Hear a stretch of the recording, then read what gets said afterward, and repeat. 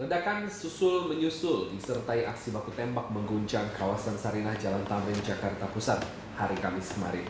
Kelompok ISIS mengklaim sebagai pelaku aksi teror yang menewaskan 7 orang dan 5 diantaranya adalah pelaku serangan teror. Untuk mengupas siapa pelaku teror di Jakarta ini sudah hadir di studio Berita 1 pengamat terorisme Bapak Nasir Abbas. Kami juga mengundang Anda, pemirsa, untuk ikut berpartisipasi melalui SMS di 0811 83 33 5551 dan layanan telepon 021 529 00310.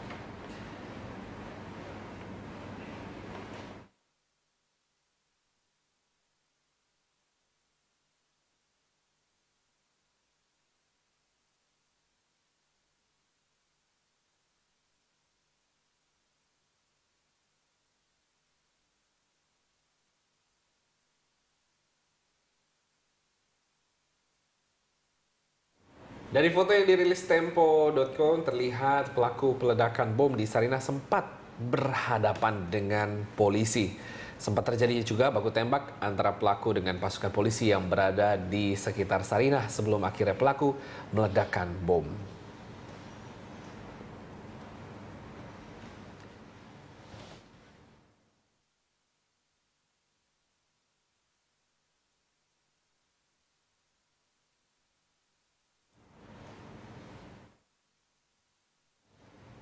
Ya, dari hasil foto-foto tadi, saya mau berbincang juga dengan Pak Nasir. Pak, ada tanggapan apa terhadap foto-foto yang barusan saja kita lihat bersama?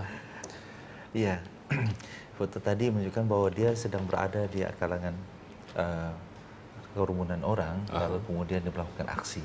Lalu orang pada buyar begitu. Ya, dan dia seperti bingung lagi mau berapa. Ya, dan saat itu juga pihak kepolisian, saya yakin panik juga. Ya, Sama-sama panik berarti posisinya ya? Iya. Oke. Polisi di situ kan polisi lantas itu. Polantas. Polantas ya. Tetapi Polantas sudah bergerak cepat dalam mengamankan warga yang lain, ya, sehingga jauh dari mereka, menyebabkan dia menjadi terisolasi, ya, dan dia pikir dia tidak tahu apa harus dibuat lagi, lalu bergabunglah sama teman yang lain. Dan kalau tidak silap saya itu yang sosok seorang itu yang paling jelas wajahnya, ya, dibanding 4 pelaku lagi yang lain. Ya, ini yang paling banyak diekspos ya. Yang paling banyak diekspos. Nah, ada yang bilang seperti ini bahwa kalau melihat banyaknya kerumunan orang di foto tadi, sebetulnya kalau sasarannya massa, sebetulnya bisa saja ada yang kena tembak. Tapi sepertinya dia memilih atau memang bingung atau bagaimana tuh? Ya, dia menggunakan senjata FN, yang tidak mungkin memberondong ya, kecuali dia membuat senjata AK-47 ataupun M16 begitu. Dia membuat senjata FN dan juga dia membawa granat itu bersama dia, itu granat improvisasi. Ya. Nah, saya juga berpikir apa sebenarnya motifnya. Pertama kita lihat sasaran mereka itu yang sudah mereka lakukan yaitu di 2 tempat, pos polisi dan juga di Starbucks. Ya. Jadi ini di antara sasaran lokal yaitu polisi dan juga sasaran barat yaitu Starbucks. Ya, kalau memang dia ingin menembak membabi buta, kenapa tidak ditembak semuanya? Langsung ya. Nyatanya yang kena tembak ataupun yang menjadi korban yaitu warga asing, bukan? Warga asing menjadi korban. Jadi saya masih terus berpikir siapa sebenarnya sasaran mereka? Ya. Maka kemudian dari dua aksi bom, 2 tempat lokasi bom itu, maka sasaran utamanya adalah polisi dan kemudian sasaran keduanya adalah fasilitas barat, fasilitasnya itu, ya kan.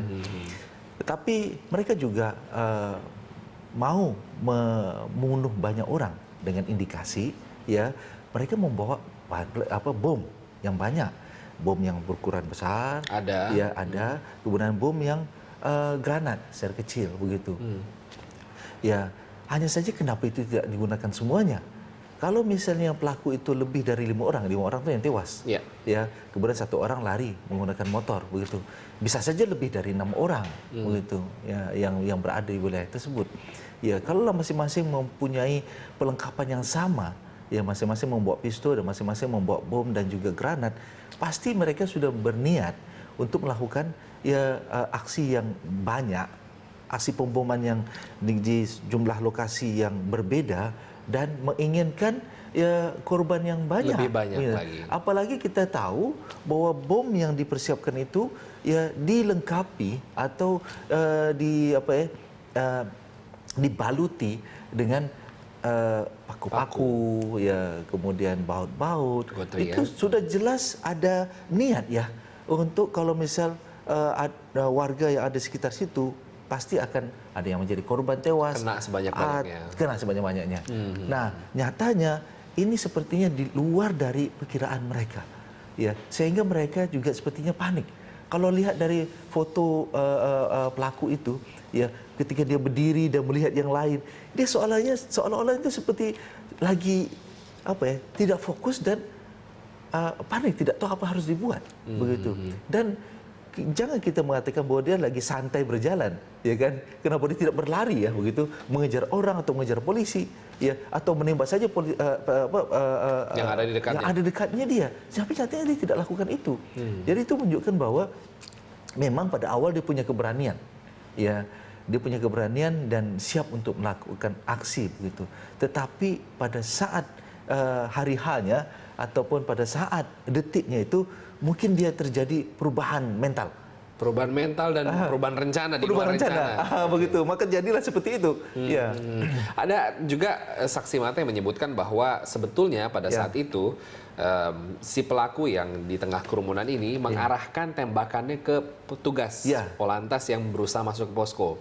Tapi ternyata tembakannya tidak mengenai, justru mengenai pejalan kaki. Nah, mulai dari situ sepertinya dia kelihatan kehilangan kepercayaan diri kah, atau kaget kah, atau bagaimana? Itu dia mungkin. Mungkin memang dia mentargetkan sebetulnya ke petugas, ya. Petugas, begitu. Ya, tetapi meleset kemudian mengenai kepada sipil, lalu dia merasa bersalah, ya kan? Kemudian ketika orang mendengar ada bunyi tembakan, semua pada bubar, dia bertambah panik lagi, begitu. Ya, kemudian mendapatkan perlawanan daripada pihak kepolisian, lalu dia terus bergabung sama teman yang lain. Baik. Nah, kita sekarang berbicara mengenai ISIS yang mengklaim melakukan penyerangan ini. Pendapat Anda bagaimana? Ya, memang sejak dari awal saya mendapat kabar mendapat kabar dan teman saya mengatakan, wah bang, itu ada bom di sana. Langsung segera saya buka cari info berita, ya, lalu saya lihat terjadi tembak menembak, begitu bahasanya. Maka ada bom, ada tembak menembak, ya. Di situ saja saya sudah membayangkan ini modusnya ISIS. Polanya, ya. Pola ISIS. Artinya sebelum ISIS mengklaim bahwa mereka lah yang melakukan itu, ya, saya sudah dapat melihat bahwa ini adalah polanya ISIS, karena dari beberapa aksi-aksi yang mereka lakukan di luar sana, ya, dari kelompok yang mengataskan nama ISIS, mereka modusnya adalah assault, penyerangan, dan suicide. Ya, assault dan suicide. Artinya dalam melakukan aksi penyerangan itu, lalu mereka juga meledakkan diri mereka sendiri, begitu, untuk menghilangkan jejak, menghilangkan identitas, dan lain-lain. Dan tipe yang sama juga ya terjadi di sini. Ya, kalau mau kita bandingkan dengan aksi bom yang sebelum-sebelumnya, ya tidak seperti itu modusnya. Ya, maka kalaulah ISIS kemudian mengklaim bahwa mereka yang melakukan itu menurut saya tidak sangat wajar, ya. Sangat wajar dan tidak diragukan lagi. Ya, dilihat dari pelakunya juga, salah satu pelaku itu, ya, kita tahu dia punya silsilahnya. Nah, tapi berkaca dari pengalaman, kita tahu waktu di Paris Charlie Hebdo, Al-Qaeda itu kan tidak sembarangan, dia benar-benar memilih dan mengincar. Nah, beda lagi dengan ISIS yang waktu kemarin kejadian adalah dia semua sebanyak-banyaknya. Nah, kalau yang ini kelihatannya malah kayaknya ngincar duluan, mirip dengan Charlie Hebdo begitu. Ya.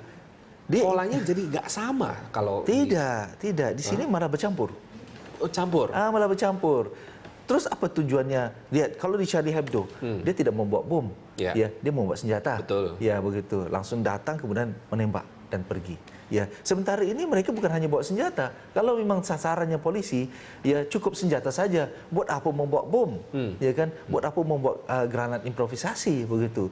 Sehingga menunjukkan bahwa dia punya niat yang lain selain pada mentargetkan polisi, ya, begitu. Jadi kombinasi kurang lebih seperti itu, ya. Dulu pernah kita pikir bahwa Nordin Azhari mentargetkan fasilitas Barat, ya. tapi kemudian setelah mereka tewas, lalu terjadi aksi-aksi dari kelompok-kelompok yang lain dan tidak mentargetkan Barat, sehingga kita mengatakan sekarang pola mereka berubah, bergeser, tidak lagi kepada Barat tapi sekarang kepada target lokal. Ya, sekarang kita melihat kemarin itu bahwa digabungkan. Ada target lokalnya, ada target sasaran fasilitas Barat, begitu. Jadi sekaligus, ini merupakan kombinasi pola sehingga baru lagi ketika ya. waktu pernah ada yang bertanya sama saya bilang begini, tidak, bukan sekarang, bukan pergeseran, tetapi prioritas. Barangkali mereka memprioritaskan target lokal, sehingga seolah-olah sepertinya mereka tidak lagi mentargetkan sasaran Barat, begitu. Bukan berarti sudah tidak, ya, nyatanya mereka membangkitkan lagi bahwa dua sasaran sekaligus dalam satu operasi. Baik, kita akan lanjutkan dialog kita di segmen berikutnya. Tetap bersama kami pemirsa, Dialog Jurnal Pagi akan segera kembali.